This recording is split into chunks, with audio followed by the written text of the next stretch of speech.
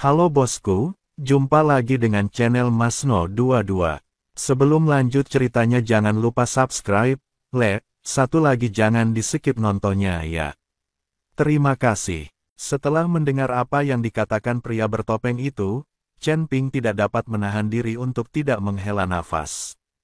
Tampaknya menemukan Suyuki dan Ning Zi tidak akan semudah itu. Ayo kita keluar dari tempat ini sekarang, oke? Chen Ping bertanya pada pria bertopeng. Tentu saja, silakan luangkan waktu. Pria bertopeng itu sangat sopan. Tidak baik bersikap kasar. Meskipun wilayah Chen Ping tidak tinggi, ia memiliki aura 3 suku. Jelas ada seseorang di belakangnya. Dia tahu banyak penjahat besar, tapi pria bertopeng itu tidak mau memberitahu apakah mereka asli atau palsu. Dan ada Humasi, yang memiliki tubuh seperti peri dan berbicara kasar. Jika kamu benar-benar membuatnya marah, kamu akan mendapat masalah besar. Jika kita meninggalkan tempat ini, apakah kita akan berada di wilayah klan iblismu? Jika demikian, apakah seseorang akan mengincar kita? Humasi bertanya, meninggalkan tempat ini tidak berarti kita berada di alam iblis. Aku akan mengirimmu kembali ke Dao Besar. Mengenai kemana kau bisa dipindahkan, aku tidak tahu. Pria bertopeng itu berbicara jujur. Baiklah, suruh kami pergi. Humasi mengangguk. Pria bertopeng itu mengangkat tangan kanannya lalu melambaikannya ke depan. Suara mendesing. Cahaya putih tiba-tiba muncul di depan Chen Ping dan yang lainnya, persis seperti cahaya putih di tangga menuju surga. Melihat cahaya putih, Chen Ping dan yang lainnya akhirnya menyadari bahwa mereka dicegat saat dalam perjalanan menuju pencerahan dan langsung dilemparkan ke dalam sangkar. Tampaknya bukanlah hal yang baik bagi para pendeta di alam rendah untuk bermimpi dituntun ke surga melalui jalan tersebut. Kalau bicara soal budidaya, lebih baik jangan ambil jalan pintas.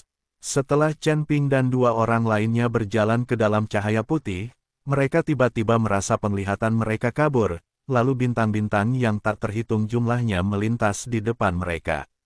Kali ini, Chen Ping tidak pingsan, jadi dia bisa melihat dengan jelas bintang-bintang lewat. Pada saat ini, dia seolah berada di alam semesta dan galaksi. Betapa menakjubkannya. Apakah ini yang dirasakan saat menjadi penguasa alam semesta? Chen Ping terkejut. Saat Anda menjadi penguasa alam semesta, Anda dapat menghancurkan dunia sesuka hati, atau bahkan memusnahkan sebagian alam semesta sesuka hati. Pasti itu perasaan yang luar biasa. Tepat ketika Chen Ping masih tenggelam dalam alam semesta dan bintang-bintang, matanya tiba-tiba menjadi gelap. Segera setelah itu, cahaya putih menyala, dan padang rumput luas muncul di depan Chen Ping dan teman-temannya. Langitnya biru dan padang rumputnya hijau, tetapi tidak ada sapi atau domba. Jika ada sapi dan domba, Chen Ping mungkin akan keliru mengira bahwa dia telah kembali ke padang rumput dunia sekuler. Tidak ada energi spiritual antara langit dan bumi di sini, dan digantikan oleh energi peri. Meskipun Chen Ping hanya berada di tingkat pertama alam abadi, teknik jantung konsentrasinya juga dapat memurnikan energi abadi, jadi tidak berpengaruh apa-apa. Guru Wu, ketika kita berteleportasi ke sini tadi, apakah Anda melihat galaksi di alam semesta? Chen Ping bertanya, alam semesta dan galaksi. Humasi dan Xiurui keduanya tercengang. Lalu mereka menggelengkan kepala dan berkata, aku tidak melihat apapun. Semuanya gelap. Apakah kamu melihat alam semesta? Ketika Chen Ping mendengar ini, dia merasa sedikit aneh. Tidak mungkin dia satu-satunya yang bisa melihat galaksi di alam semesta. Saya juga tidak melihatnya, saya hanya bertanya. Chen Ping tidak tahu cara menjelaskannya, jadi dia hanya berkata bahwa dia juga tidak melihatnya. Di mana tempat ini? Aku bertanya-tanya apakah ini wilayah ras manusia. Jika ini wilayah ras lain, kami khawatir akan mendapat masalah. Xiurui berkata dengan khawatir. Tempat ini sangat indah, pastilah ini adalah tempat tinggal umat manusia. Lihatlah rumputnya, lihatlah langitnya. Selain itu, Udara di sini segar dan harum seperti bunga. Benar-benar surga di bumi. Chen Ping sangat menyukai tempat ini. Jika kau suka, tinggallah di sini dan lihat apakah kau bisa bertemu dengan beberapa wanita cantik. Hu Mazi tertawa. Lupakan saja, ayo kita pergi. Ayo kita cari seseorang untuk bertanya di mana tempat ini. Chen Ping melompat dan terbang di udara. Terbang di surga ini memang jauh lebih nyaman, dan konsumsi energinya pun sangat rendah. Wilayah suku-suku ini tidak dibagi berdasarkan lingkungan. Sebaiknya kalian berhati-hati. Hu Mazi terbang ke Chen Ping dan berkata, Tuan Hu, Anda salah. Kalian berdua seharusnya lebih berhati-hati. Apakah Anda lupa bahwa saya memiliki aura 3 suku? Tidak peduli suku atau wilayah mana mereka berada, saya adalah tuannya. Chen Ping tersenyum tipis. Ketika Hu Mazi mendengar ini, dia memutar matanya dan berkata, aku juga tidak takut. Aku memiliki jimat penyembunyian, jadi aku bisa berubah menjadi aura suku manapun yang aku inginkan. Ketika Xiu Rui mendengar ini, wajahnya dipenuhi rasa malu, karena dia tidak punya apa-apa dan tidak punya cara untuk menyembunyikan nafasnya. Tuan Hu, jika ini bukan alam manusia, saya harap jika saya menghadapi bahaya, Tuan Hu dapat memberi saya jimat penyembunyian. Xiu Rui berkata kepada Hu Mazi dengan ekspresi menyanjung di wajahnya. Tentu saja boleh, tapi aku tidak bisa memberikannya secara cuma-cuma. Kau butuh benda itu sebagai gantinya, kata Hu Mazi. Apa yang kau inginkan? Aku sudah dikurung selama ratusan tahun, dan aku tidak punya apapun yang baik lagi. Ambil saja apapun yang kau suka. Xiu Rui mengeluarkan tas penyimpanannya dan berkata. Hu Mazi berkata tanpa melihatnya, siapa yang menginginkan barang rongsokanmu? Jika kau menginginkan jimat tembus pandang, berikan aku seorang wanita sebagai gantinya. Wanita, Xiu Rui tercengang. Ya, wanita. Hu Mazi mengangguk. Xiu Rui memasang ekspresi getir di wajahnya, lalu berkata sambil tersenyum canggung, Tuan Hu, jangan bercanda lagi, aku tidak punya wanita. Tetapi jika Tuan Hu tidak keberatan, apakah menurutmu aku dapat melakukannya? Xiu Rui tiba-tiba menatap Hu Mazi dengan mata menyala-nyala, dan tidak lupa membelai rambutnya. Sial, kau membuatku jijik. Hu Mazi melemparkan jimat penyembunyian ke arah Xiu Rui dan berkata, menjauhlah dariku, hatiku tidak sanggup menerimanya. Hu Mazi mempercepat lajunya dan menjauh dari Xiu Rui. Xiu Rui mengambil jimat penyembunyian itu dan menyimpannya sambil tersenyum. Untungnya, Tuan Hu tidak setuju. Kalau dia setuju, aku yang akan menderita. Xiu Rui tertawa. Apakah kamu orang seperti itu? Chen Ping menatap Xiu Rui dengan jijik dan bertanya. Jika Xiu Rui benar-benar orang seperti itu, dia harus segera pergi dan tidak boleh membiarkan orang ini mengikutinya. Suatu hari, saat Anda tidur, pantat Anda mungkin terjatuh. Jangan salah paham, Tuan Chen. Saya hanya bercanda dengan Tuan Hu. Lihatlah aku sangat maskulin, bagaimana aku bisa menjadi orang seperti itu? Saya seorang pria di dunia wuksu dengan seorang istri dan anak-anak, mohon jangan salah paham. Xiu Rui buru-buru menjelaskan, dia benar-benar takut Chen Ping akan meninggalkannya.